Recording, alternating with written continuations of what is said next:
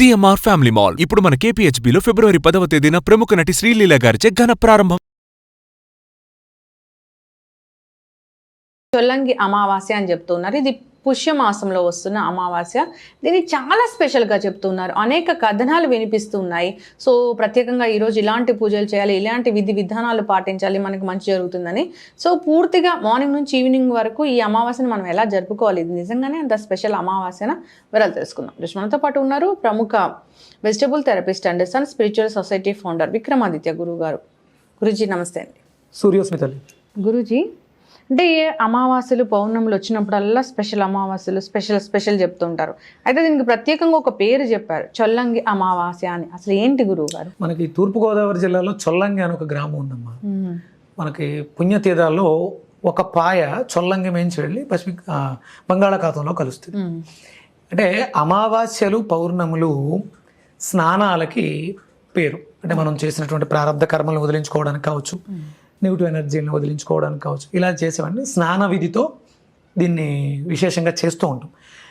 అంటే ప్రతి నెలలోనూ అమావాస్య పౌర్ణములు మనం విధిగా పాటించాలి.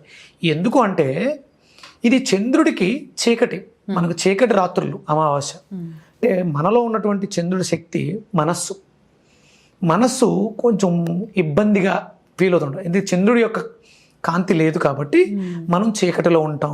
మన మనసు బిక్కుమంటూ ఉంటుంది. లేకపోతే మనం మాట్లాడే మాటలు అవతల వాళ్ళని ఇబ్బంది పెడతాయి. లేకపోతే వాళ్ళకి మనం మాట్లాడేవి అర్థం అవ్వకపోవచ్చు. ఇవన్నీ వస్తూ ఉంటాయి. అందుకని ఒక్కొక్క అమావాస్యకు ఒక్కొక్క పేరు ఉన్నట్టు దీనికి మౌని అమావాస్య అంటే మౌనంగా ఉండడం ఉత్తమం. ఇందులోనూ ఇది పుష్యమాసానికి సంబంధించింది. పుష్యమాసం చివరి రోజు నెక్స్ట్ మాఘమాసం. ఓకే, అంటే ఈ అమావాస్య తర్వాత మాఘమాసం వచ్చేస్తుంది. అందుకని ఇక్కడ ఇది కర్మస్థానం, దశమస్థానం. 10వ ఇంట్లోంచి 11వ ఇంట్లోకి వెళ్తుంది. అది కుంభరాశికి సంబంధించింది. మాసం కూడా మాఘమాసంలోకి వెళ్తుంది. కర్మకారకుడు, కర్మ సాక్షి శనేశ్వరులు, సూర్యనారాయణమూర్తి. ఇక్కడ మనం ఏదైతే సత్కర్మలు ఆచరిస్తామో అది మన జీవితంలో అభ్యున్నతిని చేకూరుస్తుంది. ఆ రోజు నక్షత్రం కూడా ఏదో శ్రవణ నక్షత్రం కూడా ఉంది, అది చంద్ర నక్షత్రం. 8వ తారీఖు, 8 అంటేనే శనికి సంబంధించినటువంటి నెంబరు. ఇక చీకటి అంటే నల్లగా ఉంటుంది, చీకట్లో నల్లగా ఉంటుంది. 8 అంటే శనేశ్వరుల వారు కూడా నలుపుకి సూచకం కాబట్టి ఇది మనం చేసే కర్మలు శని యొక్క ప్రభావాన్ని తగ్గించుకోవడానికి ఉపయోగపడుతుంది.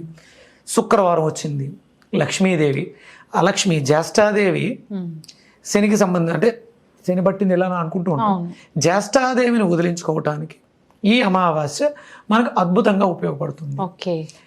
తైలాభ్యంగనం మనకి అంటే అలక్ష్మీ దోష పరిహారార్థం నువ్వుల నూనెని ఒళ్ళంతా రాసుకొని, మనం సూర్యోదయానికి పూర్వమే నిద్రలేచి ఒళ్ళంతా కూడా నువ్వుల నూనె రాసుకుని నలుగు పెట్టి శరీరాన్ని శుభ్రంగా ప్రక్షాళన చేసుకుని సుగంధ ద్రవ్యాలు, శుక్రవారం వచ్చింది కదా, ఇలాచి, సుగంధ ద్రవ్యాలు, వట్టివేళ్ళు, రోజు వాటర్, ఇలాంటి వాటిలన్నిటిని నీళ్లలో కలుపుకుని స్నానం ఆచరించడం ద్వారా మన శరీరం సువాసనలతో వెదజల్లుతుంది. లక్ష్మీదేవికి ఇష్టం కూడా. మన ఇళ్ళంతా కూడా శుభ్రంగా చేసుకుని సుగంధి పరిమళాలతో, అంటే గంధపు వాసన వచ్చేటువంటి అగరబత్తులు వెలిగించడం ద్వారా ఇల్లంతా కూడా సువాసన భరితంగా, అలాగే మనం దీపాలను వెలిగించడం ద్వారా చీకట్లను పారద్రోలేసి వెలుతురులు నింపడం ద్వారా మన జీవితాల్లో ఆనందం వెల్లువిరుస్తుంది. ఇక నెక్స్ట్ అంతా మాఘమాసం ఎప్పుడు వస్తుందని పాట కూడా ఉంది. పెళ్ళిళ్ళ సీజను, పెళ్ళిళ్ళు, అలాగే సూర్యనారాయణమూర్తిని విశేషంగా ఆరాధించడానికి అద్భుతమైనటువంటి మాసం. అంటే ఇక్కడ మనం ఈ చొల్లంగి అమావాస్యని పాటించడం ద్వారా మన జీవితంలో మాఘమాసం వస్తుంది. ఓకే, అంటే స్పెషల్ గా ఈ గుడికి వెళ్ళాలి, పూజ చేయాలి, అలా ఏమైనా ఉంటుందా గురుగారు? అమావాస్యకి లక్ష్మీదేవికి చాలా స్థానం ఉంది. అలక్ష్మిని మనం బయటికి గెంటడానికి, అంటే లక్ష్మీదేవిని విశేషంగా ఆరాధన చేస్తే జ్యేష్ఠ లక్ష్మి వెళ్ళిపోతుంది. ఇంట్లో ఏడుపులు, పెడబొబ్బులు, గొడవలు లేకుండా సంతోషంగా నవ్వుతూ ఉండాలి. అంటే లక్ష్మీదేవి స్థిర నివాసం ఉండాలంటే ఇంట్లో ఏడుపులు, గోళ్ళు, పెడబొబ్బులు ఉండకూడదు. మన శరీరాల్లో విష్ణుమూర్తి అంటే ప్రేమతత్వాన్ని పెంపొందించుకోవాలి. అందుకని విష్ణు ఆలయాలకు వెళ్ళి విష్ణుమూర్తిని ఆరాధించడం, అలాగే లక్ష్మీ దేవాలయాలు, అంటే విష్ణుమూర్తి ఉన్న చోట లక్ష్మీదేవి ఉంటుంది కాబట్టి మనం విష్ణాలయాలకు వెళ్ళి విష్ణుమూర్తిని, లక్ష్మీదేవిని ఆరాధిస్తే విశేషమైనటువంటి యోగం. లేదు ఎక్కడికి వెళ్ళాలి, ఇంట్లో ఉంటూ విష్ణు సహస్రనామార్చన లక్ష్మీ అష్టోత్తరం, లక్ష్మీ సహస్రనామార్చన, లలితా పారాయణం చేయడం, అలాగే లక్ష్మీదేవికి లక్ష్మీ కవచం అని ఉంది, నా దాంట్లో ఉంది. ఆ లక్ష్మీ కవచాన్ని వినడం ద్వారా లక్ష్మీ అనుగ్రహం పరిపూర్ణంగా లభిస్తుంది. ఎస్ గురూజీ, అయితే చాలా చెప్తూ ఉంటారు దాన ధర్మాలు ఈ రోజున చేస్తే మంచిదని చెప్తూ ఉంటారు కదా. సో ప్రత్యేకంగా దాన ధర్మాలు ఏమైనా చేయొచ్చా, లేదా ఎవరికైనా మనం భోజనాలు అలా ఇవ్వడం కానీ చేస్తే కూడా మంచిదేనా? ఇక్కడ మనము అమావాస్య అనేది చీకటి కదా, అందులో వాళ్ళు అంటే జీవితం అంతా కూడా వాళ్ళకి చీకటే, వాళ్ళకి జీవితం అంతా కూడా అమావాస్య. ఎక్కడైనా మీరు అలాంటి వాళ్ళకి ఇప్పుడు ఈ మధ్య చూస్తున్నాను, వాళ్ళు బయటకు వచ్చి పాటలు అవి పాడుతున్నారు పాపం. వాళ్ళు అంటే వాళ్ళ జీవితంలో చీకటి ఉన్న వాళ్ళ పాటల ద్వారా, వాళ్ళ మాధుర్యం ద్వారా మనకి ఆనందాన్ని ఇస్తున్నారు.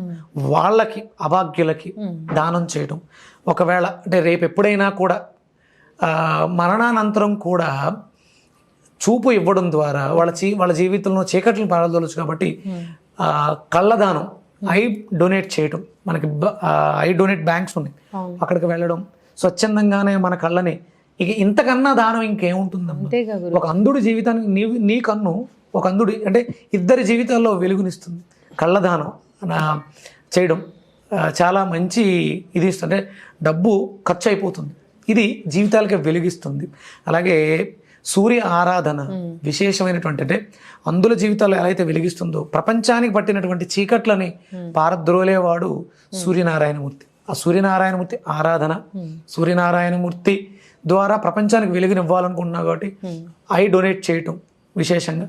అలాగే ఆ వాళ్ళకి పట్టుకోవడానికి బట్టలు ఇవ్వడం కానీ, అలాంటి సంస్థలు నడుపుతున్న వాళ్ళకి చేయూతనివ్వడం కానీ ఎంతో అద్భుతమైనటువంటి ఫలితాలు. ఏదైనా ఒక కాన్ఫరెన్స్కి వెళ్ళి మనము వాళ్ళకి సర్వీస్ చేయండి. డబ్బు చేయడం అందరూ ఇచ్చేస్తాం, సర్వీస్ చేయాలి. మీ వెనకాల మేము ఉన్నామని భరోసా ఇవ్వటం, సేవ చేయటం.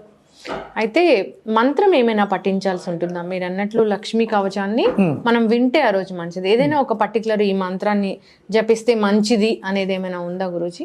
ఓం మణిపద్మాయ నమః, ఓం మణిపద్మాయ నమః, ఓం మణిపద్మాయ నమః. ఈ మంత్రం మన మణిపూరక చక్రాన్ని జాగృతపరుస్తుంది. మనలో ఆర్థిక సమస్యలకి, దీర్ఘకాలిక ఆర్థిక సమస్యలకి, దీర్ఘకాలిక అనారోగ్య సమస్యలకి కూడా ఇది అద్భుతంగా ఉపయోగపడుతుంది. ఓకే, ఎస్, ఖచ్చితంగా గురూజీ. సో ఏదైనా ఒక స్పెషల్ డే వచ్చిందంటే ఆ డేని ఎలా విధి విధానంగా జరుపుకోవాలని చాలా మంది ఆలోచిస్తూ ఉంటారు. So at the same time చాలా మిస్గైడ్ కూడా చేస్తూ ఉన్నారు.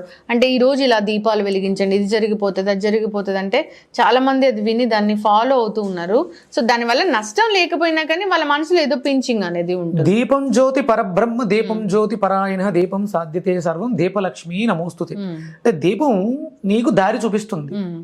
అంటే చాలా రకాలు యూట్యూబ్ మాధ్యమాలు పెరిగిన తర్వాత దీపం కొంతవరకే. మనం పంచోపచారాలలో దీపం కూడా ఒక భాగం, దీపమే మొత్తం కాదు, దీపం ఒక భాగం. చేయాల్సినవి చాలా ఉన్నాయి, అవన్నీ చేస్తూ వీటిని కూడా ఆచరించండి. హిందూ ధర్మంలో ఆచరణ ముఖ్యం, అది ప్రతిదీ పాటించాలి. దానికి శ్రద్ధ, భక్తి కావాలి. అది అంటే దీనివల్లే అవతల వాళ్ళు నువ్వు ఇన్ని పూజ, నేను ఎక్కడో నాకు ఫోన్ చేసి చెప్పారు, నువ్వు ఈ దీపం పెట్టో, ఆ దీపం పెట్టో, నీవు ఈ పూజ చేసో, ఆ పూజ చేసో, ఇన్ని చేసో, నీ జీవితంలో ఈ కష్టం వచ్చింది, యాక్సిడెంట్ అయింది అమ్మాయికి, ఏదో నీకు అన్ని కష్టాలు ఎలా వస్తున్నాయి అంటే మనల్ని ఇబ్బంది పెట్టేస్తాం. అతి సర్వత్రా వర్జితం. విపరీత వినాశకాలే విపరీత బుద్ధి, మనం చేసే విపరీతాలే వినాశనాలని చేకూరుస్తుంది. మనకి శాస్త్రము ధర్మము ఏదైతే చెప్పిందో దాన్ని అనుసరించాలి, ప్రతిదాన్ని పాటించాలి. అది ఎక్కడుంది, దానికి ఆధారం ఏంటి, ఎవరు చెప్పారు, ఎందుకు చెప్పారు, ఇవన్నీ కూడా శ్రద్ధగా చేయాలి. దానికి ఒక బాధ్యత ఉంటుంది. సన్ స్పిరిచువల్ సొసైటీ, సూర్యుడు జ్యోతి అంటే వెలుగునిస్తాడు. దీని ద్వారా ఆదివార నియమాలని పాటించండి. నేను చాలా చెప్తుంటానమ్మా, ఎక్కువ అందులో చెప్పేది ఆదిత్య హృదయమే మీ జీవితానికి మార్గం. ఇంకా మీరు 100 రకాలు ఏమి చేయక్కర్లేదు. సూర్యుడిని ఆరాధించండి, ఆయన జ్యోతి, ఆయన కోసమే దీపం పెడుతున్నాం. ఆయన లేకపోతే ఈ ఒత్తి వెలగదు, ఆయన లేకపోతే యజ్ఞం చేసే హవిస్సు మండదు, ఆవునే తయారవదు. ఒక్కటే ఉంటుంది కారణం, అది నమ్మకంతో చేయాలి, భక్తితో చేయాలి. ఎక్కువ ఏదో చేసేస్తే ఏదో వచ్చేస్తుంది. ఒక దీపం పెట్టండి, స్వచ్ఛమైనటువంటి ఆవునేతితో దీపం పెట్టండి, స్వచ్ఛమైనటువంటి నువ్వుల నూనెతో దీపం పెట్టండి, ఏమీ లేదు కొబ్బరి నూనెతో దీపం పెట్టండి.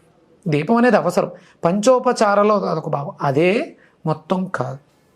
అమావాస్య మన జీవితాల్లో ఆ చీకట్లను పారద్రోలాలి, అలక్ష్మి దోష పరిహారాలు జరగాలి.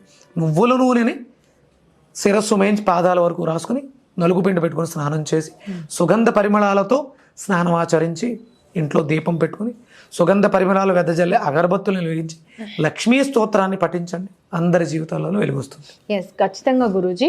సో స్పెషల్ డేని ఏ విధంగా జరుపుకోవాలంటే చాలా చక్కగా చెప్పారు. అందరూ విధి విధానంగా దీన్ని పాటించాలని కోరుకుందాం, అంతా మంచి జరగాలని కోరుకుందాం. చాలా చక్కటి ఇన్ఫర్మేషన్ గురువు గారు, ధన్యవాదాలండి. సూర్యోస్మి.